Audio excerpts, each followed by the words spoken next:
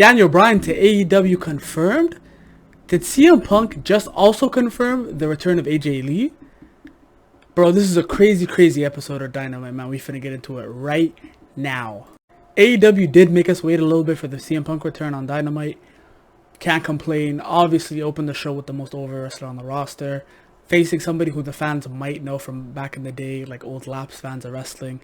That's why people like Jericho were on the show. That's why maybe Billy Gunn was on the show. You had Big Show. You had a lot of not WWE talent, but talent that people from back in the day would probably remember. People who stopped watching wrestling around 2014 when CM Punk had left. Orange Cassidy and Matt Hardy, they both can go. They've shown that they can go. Orange Cassidy with the Jeff Hardy callbacks, doing a swanton bomb with his hands in his pocket. Insane. And you have Matt Hardy hitting side effects. You have Orange Cassidy hitting a twist of fate. Just bonkers amount of action. Tope suicidas. Everything you want from an AEW opener. AEW has been killing it with show openers lately. I thought it would have been either Punk or the Varsity Blondes versus the Lucha Bros. But I'm not complaining. They're giving me what I want to see. And for that the segment gets a thumbs up. Great match. Can't complain. Next up, we get a promo from none other than Malachi Black, who, at the end of the night, spoiler alert, eats Brock Anderson alive. But then, he gives us a prelude to the war, tells us that the Nightmare family is all on his hit list. Not only Cody's already retired. I don't know if I want to take that into super consideration, but regardless, end of the day, he's just so good. Like, how could you drop the ball with somebody this good? I really cannot believe you dropping the ball with somebody this good. Regardless, though, great promo. This gets a thumbs up also. Cero Mero. The Lucha Bros are so freaking amazing. Like, I really thought those ropes were freaking ladders, the way he's just climbing and jumping, and oh my god, it's just beautiful the way Rey Fenix moves.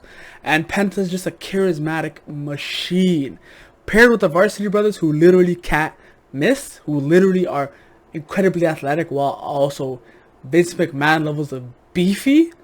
It's just like AEW has not missed with this tag team eliminator tournament. Like, I don't care who wins at this point. Jurassic Express, great. Lucha Bros, even better. Triple threat, I might in my pants. I'm not even gonna lie to you. And the post-match angle of them just beating the shit out of the Young Bucks, them standing together knowing, this is a fair fight on Rampage this week. Listen, again, this is like, the show has not missed it yet. Like, I watch AEW weekly and I'm like, when are they finna miss? They do miss later tonight, but when are they finna miss? It's just good. I give this match a high thumbs up. Just a really high thumbs up. Do I have everybody's attention now? CM Punk comes out to cut his second promo since returning. Like, until All Out, just keep letting him cut promos. Just don't let him even get physical at all, because this man can talk. Albeit Tay was a little corny, I think he's still getting the being gone for a while jitters out of him. A casual tease at Daniel Bryan when the crowd was chanting yes. Daniel Bryan to AEW confirmed. And we also get an AJ Lee shout out. Bro, September 5th can't come any quicker. When is it going to be clobbering time? Phil Brooks, stop teasing me, man. Please. Punk also talks about how Darby Allin would have been his favorite wrestler years ago. And Tony Schiavone then asks him, who would be the reason why you came back to wrestling? And he calls out a plethora of young talent. First thing he talks about in the promo. I think that's his goal right now, putting over the young talent the same way he wanted to be put over when he was a younger talent 7 years ago. 10 years ago, maybe. And, bro, he's doing his job. The Varsity Blondes, great. Calling out the Jurassic Express, calling out everybody. Bro, Punk, you magnificent man. Then the women's buy-in battle royale for the shot at the AEW Women's Championship is announced.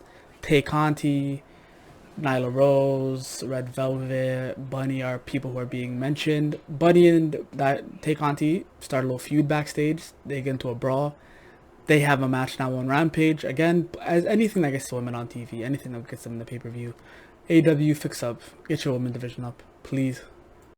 At first this whole Don Callis and Christian Cage and Kenny Omega feud that was going on. First, I was like, just two Canadians, you know, didn't really think much of it. But then this whole IWA thing being woven in, Christian getting his first shot on TV, and Don Callis axing him right after, being the maniacal booker that somebody is today.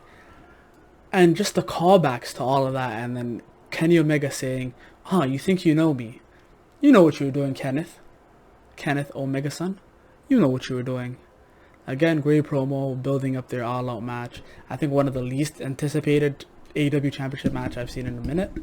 Regardless, though, it's going to be a banger. It's Kenny Omega. What do you expect? Christian Cage also can go. I hope they make it a title for title match. I hope not. But I think Christian should put over somebody in Impact just for that mainstream rub, you know. Regardless, though, they brawl. Matches announced for Rampage. Kazarian and Christian versus Omega and Michael Nakazawa. Don't know why that's the pairing, but again, great promo. Can't complain. That's gonna be the theme of this episode. Great promo. Can't complain. We now get to a part of the show where I was kind of iffy about. We haven't seen enough of Jamie Hayter for it to be given a match like of this caliber. Again, Red Velvet botched a huge moonsault. Or was it a lion saw? I don't know what it was. Regardless, botched it completely, missed the wrestler completely, kind of rung her bell. Hayter finished it with a clothesline. I say AEW should put more women on the show, but I think they should be doing it more sparingly. Why haven't I ever seen Big Swole on Dynamite? Why isn't Big Swole? Where's Sheeta been? Where's Thunder Rosa, man? Put them on the show. Darby Allin, Eddie Kingston, and Jon Moxley take on the Wingmen, Cesar Bononi, Nick Nemeth. I don't know who the other guy is, but regardless, they have a good match, good squash match, good for what it was, putting Darby Allin over, you know, building him up for that huge match he has with CM Punk coming up.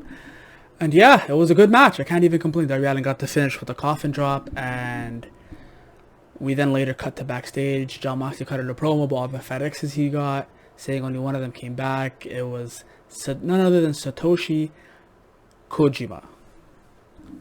And yeah, it's going to be a good match. Good match at AEW All Out. I think there's like 8 matches on the card announced at this point. And yeah, it was, for what it was, a good match, good promo combo. Good stuff. Can't complain. If you can legitimately pass the lie detector test and told me you wanted to see the Gun Club versus the Nightmare Factory, I really think you need some help, man. Because it was just a heatless match. To build a match that probably a lot of us, maybe some people are huge Big Show fans. I'm not particularly myself. I think the spot should have went to like a younger, more prominent feud. Somebody should have been built up to be taking that match spot. Regardless, though, I think AEW doesn't care about it as much either, because why are they getting pinned? Why is QT Marshall, why is he losing a match on the way to a big pay-per-view match with the Big Show? End of the day, though, match, I was vehemently bored in this match, so big L for this one. Wrapping the show up, we had Malachi Black versus Brock Anderson. Malachi was cutting a lot of promos about ending the Nightmare family. Cody's gone, so I really don't think the rest of the family can carry this feud as well as Cody did. End of the day, though, Brock got murdered. His dad tried to throw in the towel, couldn't, got taken out with a black mass himself. Lee Johnson came out, Aleister Black got away, chicken shit heel type of stuff. I don't know why he's doing this. He's been looking dominant, don't know why he's going with the chicken shit heel stuff. Regardless, though, kind of a satisfactory way to end a Dynamite. Like, I thought they should have ended this better. This is a big show, a lot of new eyes on the product. Should have been something crazy. Should have thrown like a Kenny match or like a random Miro match, you know, just something to get the crowd hyped about something. Should have had Miro on the show. He did cut a promo earlier with the whole Redeemer shtick, but end of the day, should have had a match. Regardless, though, I'll give the show like a 4 out of 5. By like regular wrestling standards, I think this is a very average Dynamite show other than the whole CM Punk stuff. Yeah. Like and comment down below what your thoughts is. I'll reply to everybody, whoever responds. You know how I be. And yeah, catch you guys on the flip side. Peace.